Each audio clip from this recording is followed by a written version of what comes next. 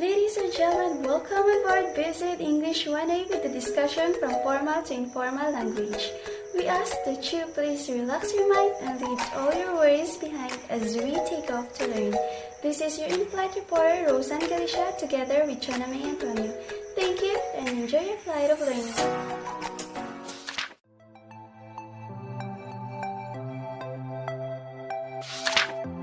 Let me say two different sentences. I want you to listen carefully and differentiate the two. The first sentence is, they will be attending the meeting tomorrow. They will be attending the meeting tomorrow. The second one is, they'll attend the meeting tomorrow. They'll attend the meeting tomorrow. Did you identify the difference? I know. Some of you get what I mean. When we use formal English, we tend to say out all the words like the first sentence. But if we use contractions, it is in an informal English, which is the sentence number 2. The words they will become they'll. To enlighten you further, let us start our discussion. Let us first define the formal language. It is a type of language that is used in a more formal or serious situations or that involve people we don't know well. It is less personal compared to the informal language. It is also used when writing for professional or academic purposes. So, when should we use formal language? Well, we can use formal language in job interviews, business meetings or negotiations, attending summits, speeches in public speaking, legal or government documents, when you talked with older people, writing business emails, writing financial reports, writing academic papers, or talking to someone important. What about the informal language? Informal language is the type of language that is more commonly used in relaxing situations and involve people that we know well. It is our everyday language. This language is more casual and spontaneous. Here are some situations and places where we could apply informal language. When we are at home, talking with family, writing personal emails, text messages, conversation with friends and peers, team meetings, and advertisement. For an additional information, formal and informal language serve different purposes. The tone, intonation, the choice of words, and the way the words are put together vary between the two styles or language. Informal language shows no effort to be polite or respectful, while formal language shows politeness, respect, and distance. Hello, my name is Chana. Again, welcome to this video lesson. After you have learned about the definition and examples of formal and informal language, in the next lesson, we're going to learn about the main differences of these two levels of language, the formal and informal, when used in speaking and writing. What are these differences? The main differences between formal and informal language. First one, in terms of sentence structure. Formal English tends to use longer and more complicated structures. It uses full sentences with correct grammar and vocabulary. Informal language tends to use shorter and simpler sentence structures. It has lacked of formal grammar and vocabulary. For example, I was wondering if you could make yourself available on Thursday to provide more detailed plans on this matter. This sentence is quite long with complicated structure. Therefore, this is formal. You got some free time on Thursday to talk about this? As you can observe, this sentence is much shorter than the first one. Therefore, this is informal.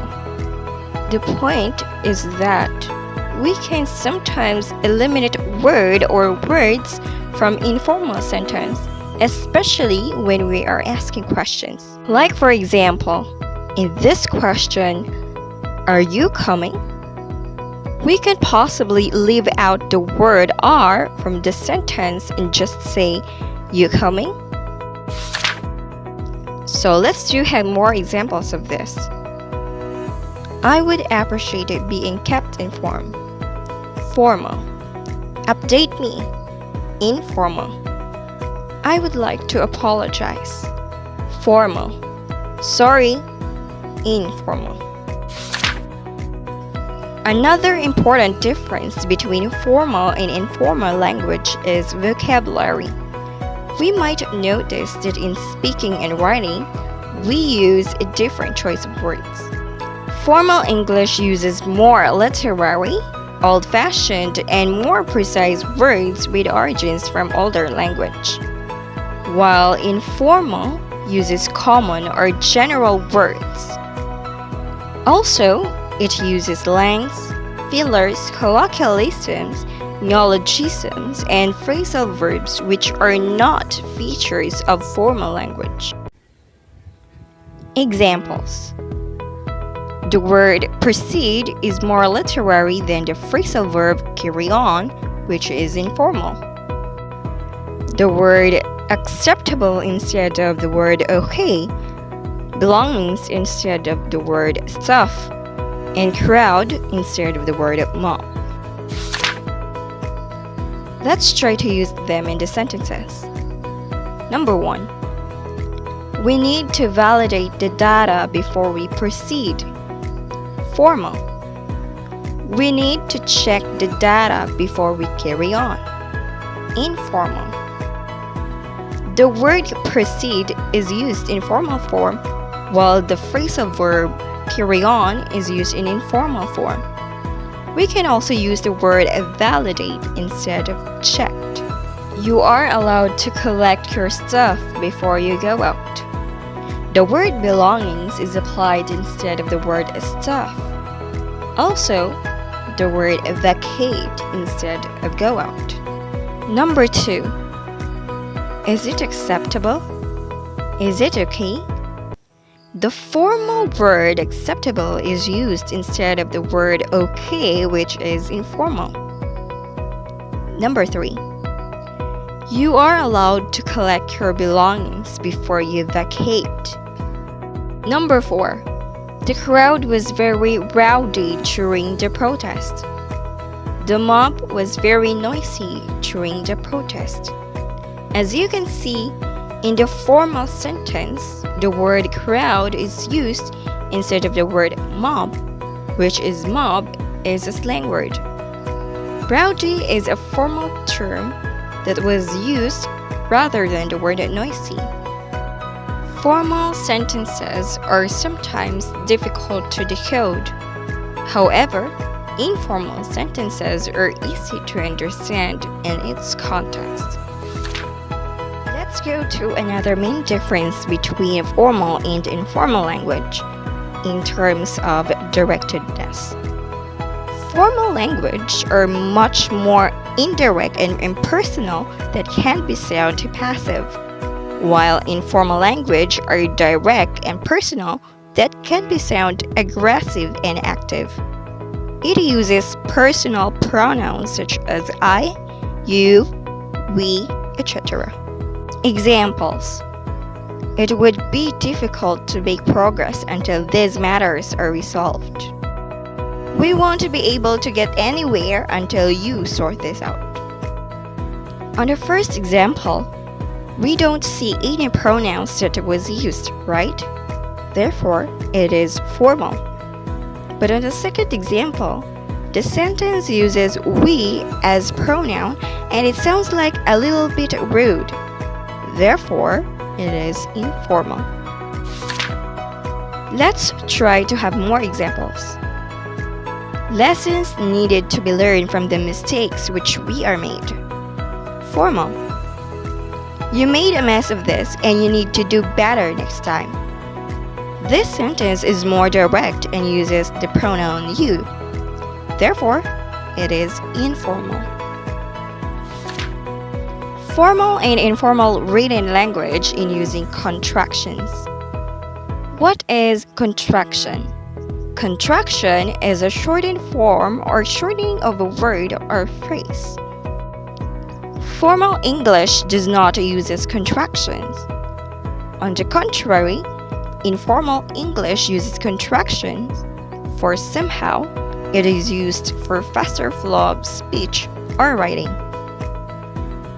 Example: she has to accept the project. Formal: she's decided to accept the project. Informal: contraction is seen when the word she and the word has mixed together and become one word. Try to copy the pronoun she, then add an apostrophe. Next is add the letter s. Instead to read she has, it will be pronounced as she's. She has, she's. She's is a contraction. Another example: the renovation of the building would not continue next week. In this sentence, we don't see any contraction at all. Hence, this is formal. The renovation of the building won't continue next week. Won't, which is the omitted word from the two words would not, is a contraction. Hence, this is informal. Formal and informal English in using ellipses. Ellipsis refers to the omission of one or more words from a sentence without changing the meaning. Sometimes it uses a set of dots which indicates ellipses. Formal language does not use ellipses while informal does. For example, we went to New York for the weekend. We have a lot of things to tell you. Formal: we went to New York for the weekend. Lots to tell you. Lots to tell you is an omitted line from this line. We have a lot of things to tell you. Therefore, it is informal. Another one. We are determined positively, illustrating our conclusion, comprehending the impact of the recent spate of arson, that this fire was accidental. Formal: we are determined positively that this fire was accidental. Informal: as you can observe from the formal sentence, long phrase was omitted and instead 3 dots was added to make the sentence shorter, yet the meaning didn't change. This omitted sentence is thus informal. Abbreviations. Using abbreviations or not can identify a written English or language as formal or informal. Abbreviation in a simple means a shortened form of word or phrase. Formal form does not use abbreviations. However, using abbreviation in informal is common. For example, in this sentence, make an advertisement. Advertisement is a whole word. Formal: make an ad. Ad means advertisement. Ad is an abbreviation. Informal. Press is an abbreviation of the word president. DEP stands for department, and PH means Philippines. We have so many abbreviations, but the most common that we use are ASAP means as soon as possible. BTW means by the way. NVM means never mind. ILY means I love you. Please or PLS means please. Text or TXT means text. MSG means message. TY or THX means thank you or thanks. FYI means for your information. DYK means did you know? ATM means at the moment. Acronyms or initialisms. Using acronyms or initialism is another main difference between formal and informal language. Acronym is defined as an abbreviation form from the first letter of each word in a phrase or title and pronounces a word. The acronym ACE pronounces a word, which means Acquired Immunodeficiency Syndrome. Another one, this acronym DOLE pronounces a word, which means Department of Labor and Employment.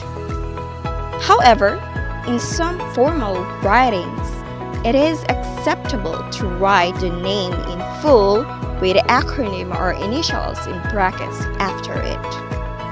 On the other hand, informal, it is common to use acronyms. Like for example, we can just simply pronounce the acronym AIDS or DOLE as words without writing or emphasizing the meaning, because the meaning is already quite understood. At this point, here are some additional examples of formal versus informal sentences. She is very pretty. Formal. She's very pretty. Informal. Good morning. How are you? Formal. Hey, how's it going? Informal. I really appreciate your assistance.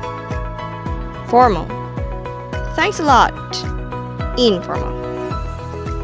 I would like to express my sincere gratitude. Formal. Thanks a million. I owe you one. Informal. Please do not hesitate to contact me. Formal. I'm one call away. Informal. I would like to inform you. Formal. I just want to let you know. Informal. I was hoping that you could. Formal. Could you?